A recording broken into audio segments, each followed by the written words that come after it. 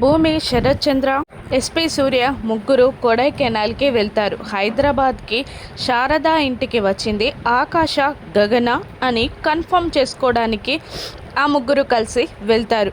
ఎక్కడ గగన్, ఆకాష్ ఒక్కరే అని తెలిసిపోతుందా అని భూమి టెన్షన్ పడుతూ ఉంటుంది. కానీ నిజం బయటపడుతుందని, హైదరాబాద్కి వచ్చింది ఆకాష్ అని తేలిపోతుందని సూర్య సంబరపడిపోతూ ఉంటాడు.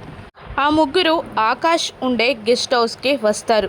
ఇక అక్కడ శరత్ చంద్ర వాచ్మెన్తో ఆకాష్ని కలవాలి అని అంటూ ఉండగా పొగరుగా సూర్య, ఆకాష్ హైదరాబాద్లో ఉంటే ఇక్కడ ఎలా మనం కలవగలుగుతాం అంకిల్, తొందరగా టైం వేస్ట్ చేయకుండా వెళ్దాం పదండి అని చెయ్యి పట్టుకొని లాగుతూ ఉంటాడు సూర్య శరత్ చంద్రది. ఆగు సూర్య నువ్వు అని శరత్ చంద్ర అనే లోపే అక్కడి వాచ్మెన్ హిందీలోనే, సార్ లోపలే ఉన్నారండి, మ్యూజిక్ ప్రాక్టీస్ చేస్తున్నారు అని చెప్పడంతో ఆ ముగ్గురు షాక్ అవుతారు. రండి తీసుకెళ్తాను సార్ దగ్గరికి అని వాచ్మెన్ ఆ ముగ్గురిని గార్డెన్లోకి తీసుకెళ్తారు. అక్కడ ఒక బెంచ్ పై కూర్చొని గిటార్ ప్రాక్టీస్ చేస్తూ ఉంటాడు ఆకాష్, అదే గగన్.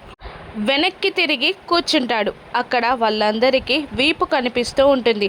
అక్కడ వాచ్మెన్ హిందీలోనే ఆకాష్తో, సార్ మిమ్మల్ని కలవడానికి కొంతమంది వచ్చారు అని అనడంతో, అవునా అంటూ గిటార్ని తన భుజంపై పెట్టుకొని వాళ్ళ వైపు తిరుగుతాడు ఆకాష్.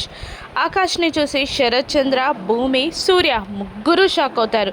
సూర్య ఎక్కడో ఏదో తప్పు జరిగింది అని మనసులో అనుకుంటూ ఉంటాడు. కానీ ఆకాష్ని చూసిన భూమి, శరత్ చంద్ర ఇద్దరు షాక్ అయిపోతారు. ఆకాష్ ఇక్కడికి, అదే గగన్ ఇక్కడికి ఎలా వచ్చాడో భూమికి చెప్తాడా? రాను ఎపిసోడ్స్లో చూద్దాం. Thank you for watching.